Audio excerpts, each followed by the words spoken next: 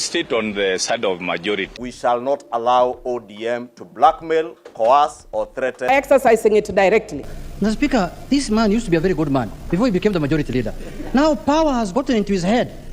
Mr. Speaker, we need to take him to rehabilitation. People who are lied to during campaigns, that they would have pockets full of money and they would have tables full of food as soon as the new regime came into power. Only to discover that they sleep hungry every day. Those are the people who are out on the streets. Sisi tunajua Ruto wewe ni mwizi ya kura. Sisi tunajua. It's about to go down. We shall not allow ODM to blackmail, coerce, or threaten. This is a very happiest moment. Give to Caesar what belongs to Caesar and to Jesus what belongs to Jesus. And it is clear that Odinga and his brigade of goons had other motives with the handshake. It is a confirmation that definitely we even won the last election. The president's objectives and intentions with the handshake are well known to Kenyans. It was to seek non-violent resolution of issues that affect the country, including elections. And it is clear that Odinga and his brigade of goons had other motives with the handshake. Elections are being won by numbers. So definitely we will state on the side of majority. Sisi tunajua Ruto wewe ni mwizi ya kura. Sisi tunajua. Na safari hii tumekupima kabisa.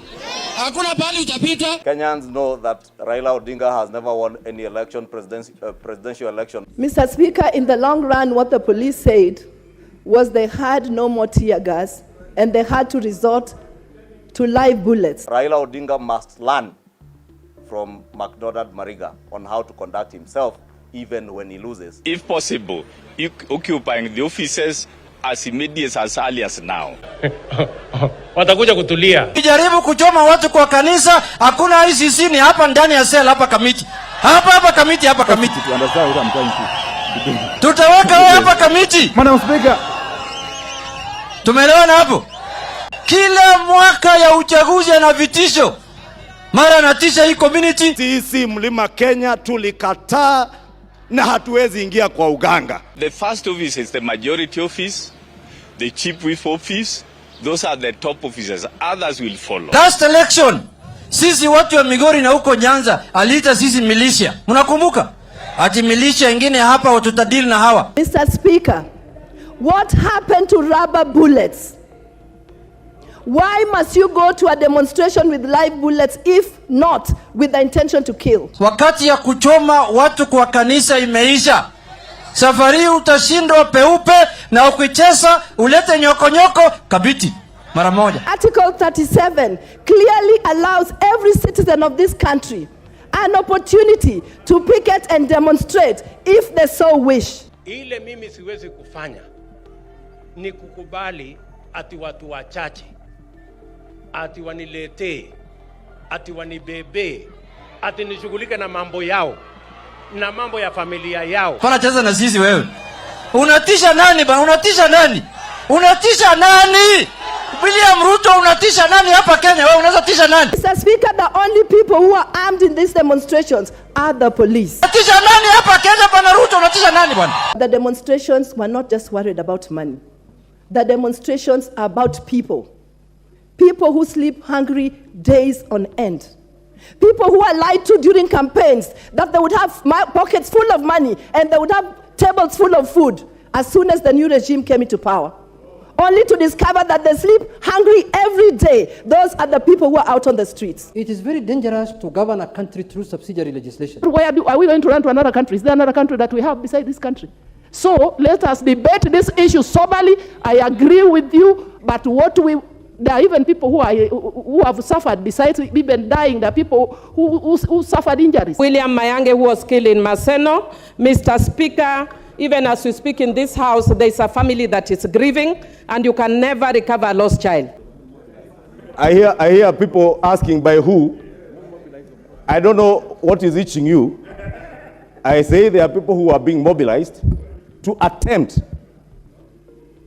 to intimidate members of parliament not to come to and carry out their constitutional mandate yesterday afternoon, today, and tomorrow. And I want to ask the Inspector General of Police, even now, anybody who wants to picket around Parliament needs to notify the police Where they want to picket, over what. If they can write to the Speaker, I am sure around KICC on the opposite side, I think there is already some space that is now already designated as a picketing corner. And your right to picket and demonstrate ends where mine to carry out my constitutional work as a member of parliament begins. Nobody should attempt to stop any member of parliament from coming to do their work as members of parliament. You came to parliament the other day, my friend. You can't teach me points of order. You came to parliament the other day. Whether elected, you came the other day. I've been elected 3 times. So you keep quiet when I'm speaking, you get your opportunity. Don't bombard. Stop heckling. Order. If leadership, majority is heckling. Majority and majority whip. Order. Order, members. Order. Don't the majority whip and don't the majority leader. Order. Order. When Bombard will go on and finish your point of order so that you proceed.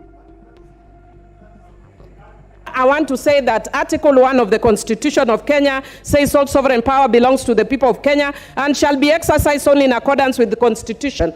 And Article 1(2) says the people may exercise their sovereign power either directly or through elected representative. And Mr. Speaker, one of the members who was speaking, my dear friend who I interrupted as she was speaking, was saying that we speak here and we should not speak outside and we should not let our representatives speak. I want to educate her that Article 1(2) of the Constitution gives that right, that we can exercise our mandate directly. And when we demonstrate, we are exercising it directly. Mr. Speaker, this man used to be a very good man before he became the majority leader. Now power has gotten into his head. Mr. Speaker, we need to take him to rehabilitation in this session that we are... Thank you, Mr. Speaker, for giving this House direction. That it is actually wrong for us to be mentioning other people who are not here and calling them names, like regrettably my good friend Honorable Ichungwa called Honorable Raila an urban terrorist. Mr. Speaker, if it weren't for your order, I could also have called Honorable Ruto national terrorist. But because of your order, I'm not calling him a national terrorist, Mr. Speaker.